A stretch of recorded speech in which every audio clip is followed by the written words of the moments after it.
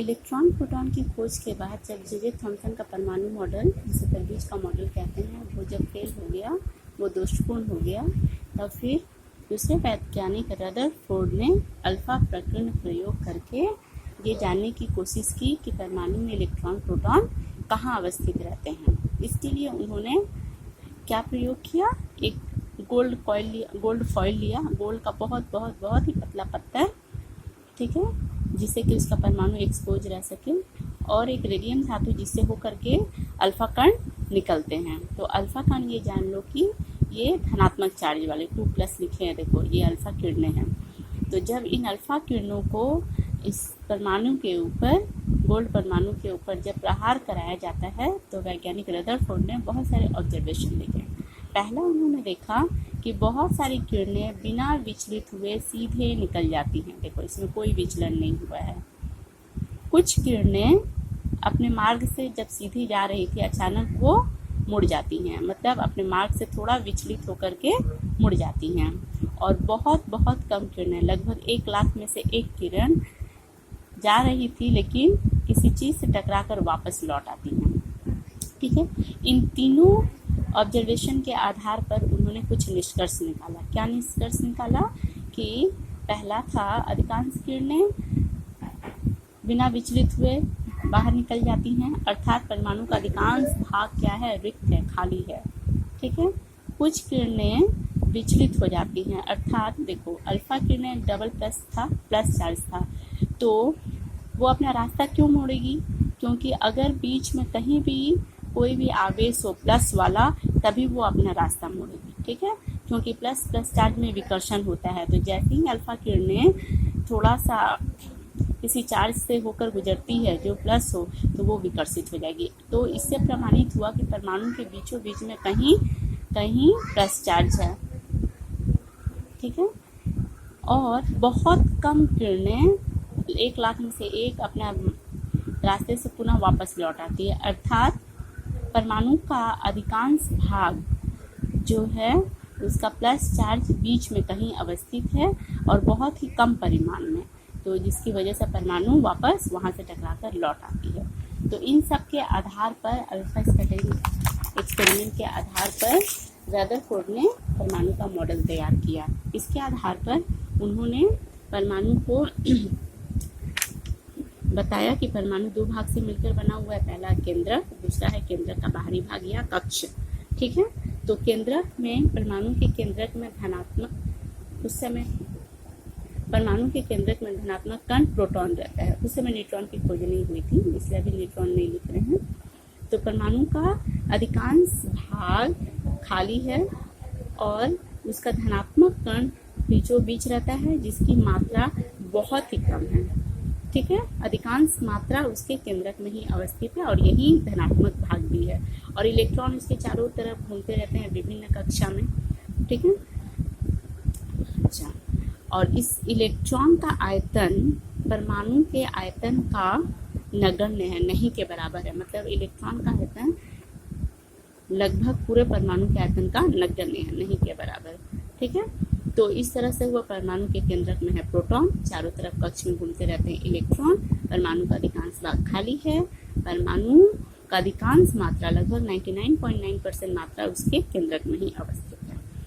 तब लेकिन फिर से इसमें भी कुछ दोष निकले। आधुनिक वैज्ञानिकों ने फिर से कुछ एक्सपेरिमेंट किया, उसके आधार पर देखा और ये बताया कि अगर इलेक्ट्रॉन चारों तरफ अगर घूम रहा है, केंद्रक के चारों तरफ इलेक्ट्रॉन नेगेटिव चार्ज होता है माइनस वाला, तो कोई भी माइनस वाला कण अगर किसी केंद्रक के चारों तरफ घूमे तो वो अपना हमेशा ऊर्जा का त्याग करते रहता है।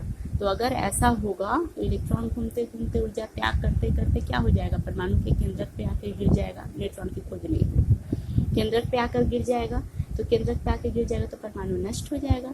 लेकिन परमाणु अभी भी क्या है, बहुत ही स्थायी है। तो ये इसमें भी थोड़ा सा दोष निकला, और ये निकला कि परमाणु में इलेक्ट्रॉन किस कक्ष में कितने होंगे ये रदरफोर्ड ने नहीं बताया।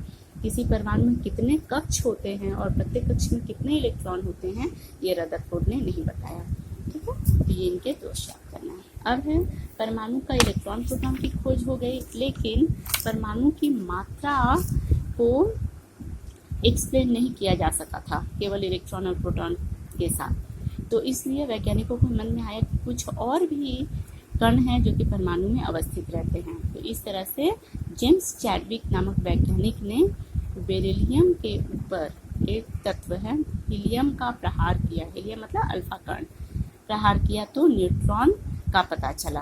ठीक है, तो परमाणु का तीसरा मौलिक कण क्या हो गया? न्यूट्रॉन। न्यूट्रॉन लेकिन अनावेशित होता है, इसमें कोई आवेश नहीं होता है, लेकिन इसकी मात्रा प्रोटॉन की मात्रा के बराबर होती है और ये प्रोटॉन के साथ केंद्रक में अवस्थित रहता है।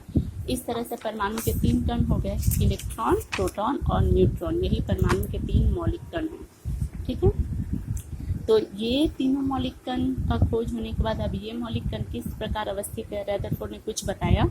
फिर बोर ने उसमें और सुधार किया। तो वैज्ञानिक बोर का परमाणु मॉडल ये बताता है कि परमाणु के चारों ओर कुछ निश्चित कक्ष हैं जिसमें इलेक्ट्रॉन घूमते रहते हैं। इन कक्ष को हम लोग बोलते हैं ऊर्जा स्तर और इसको नाम दिए। देखो परमाणु के ठीक बाहर में जो कक्ष है उसका नाम है के, इसको 1 भी बोल सकते हैं, L इसको 2 भी बोल सकते हैं, M। इस तरह से बहुत सारे कक्ष हैं। इस तरह से बहुत सारे कक्ष हैं। परमाणु जब एक कक्ष में घूम रहा है तब उसमें अपना परमाणु जब एक कक्ष में घूम रहा है तब वो उसी कक्ष में रहेगा जब तक कि उसमें से ऊर्जा को ग्रहण ना करे या ऊर्जा का त्याग ना करे। ठीक है, जब परमाणु मान लो इस कक्ष में है, वो ऊर्जा कहीं से ग्रहण करता है आसपास के वातावरण से, तो ऊर्जा ग्रहण करके क्या होगा, वो दूसरे कक्ष में चला जाएगा। लेकिन इस समय जो यहाँ से यहाँ जाएगा, परमाणु जब यहाँ से जब यहाँ जाएगा, इसकी वजह से ये ऊर्जा का अवशोषण किया है, तो इससे बनेगा एक तरह का स्पेक्ट्रम बनता है, इसको बोलते हैं अवशोषण स्पेक्ट्रम।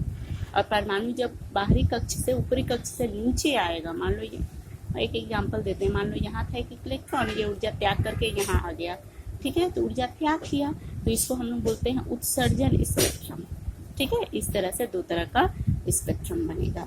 तो टोटल हो गया परमाणु के 3 मौलिक कण, electron, proton, neutron. Proton neutron बीच में है, इलेक्ट्रॉन चारों तरफ घूम रहे हैं। अब ये भी बताया गया कि कितने कक्ष में कितने इलेक्ट्रॉन हो सकते हैं। उसके लिए एक फॉर्मूला है 2n²। ठीक है, n है कक्षों की संख्या। अगर मान लो कक्ष है, पहला कक्ष है तो k शेल, k का मान क्या बताया था 1, उसमें इलेक्ट्रॉन की संख्या होगी 2 × n का स्क्वायर, n है 1, 1 का स्क्वायर इक्वल्स टू 2। ठीक है, उसी तरह दूसरे कक्ष में 2, 2 का स्क्वायर है 4, 4 2 जा 8। ठीक है, इस तरह से किसी भी कक्ष में अधिकतम इलेक्ट्रॉन की संख्या हम लोग 2n² वाले फॉर्मूला से दे सकते हैं। एक चीज़ और याद रखना है कि किसी भी कक्ष में अधिकतम इलेक्ट्रॉन 8 ही हो सकता है, 8 से ज़्यादा नहीं। तो इस तरह से सारे इलेक्ट्रॉन, प्रोटॉन, न्यूट्रॉन की खोज हो गई और किस तरह से वे व्यवस्थित है ये भी खोज हो गई।